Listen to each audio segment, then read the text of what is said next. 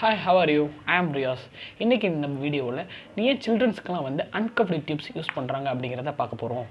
பொதுவாக 2 types of இடி tips இருக்குது. ஒன்று கஃப்டு இடி டிப்ஸ், இன்னொன்று அன்கஃப்டு இடி டிப்ஸ். கஃப்டு இடி டிப்ஸ் பொதுவாக சில்ட்ரன்ஸ்க்கு யூஸ் பண்ண மாட்டாங்க. அன்கஃப்டு இடி டிப்ஸ் தான் யூஸ் பண்ணுவாங்க. ஏன் யூஸ் பண்ணுறாங்க அப்படின்னா, நம்ம சில்ட்ரனோட ஏர்வே அனாட்டமி எடுத்து பார்த்தோம் அப்படின்னு சொன்னால் அவங்களுடைய லேரிங்ஸில் சப்க்ளாட்டிஸ் அப்படிங்கிற பார்ட் மிகவும் நேரோவாக இருக்கும். அது மட்டும் இல்லாமல் சில்ட்ரனோட ட்ரக்கியல் டயாமீட்டர் மிகவும் நேரோவாக இருக்கிறதுனால அந்த மாதிரி சுச்சுவேஷனில் நம்ம கஃப்டு டிப்ஸை யூஸ் பண்ணோம் அப்படின்னா tracheal mucosal injury, tracheal stenosis போன்ற ப்ராப்ளம் வரதுக்கான சான்சஸ் நிறைய இருக்குது. ஸோ இதை ப்ரிவெண்ட் பண்ணுறதுக்காக தான் சில்ட்ரன்ஸ்க்கு அன்கஃப்டு டிப்ஸ் யூஸ் பண்ணுறாங்க.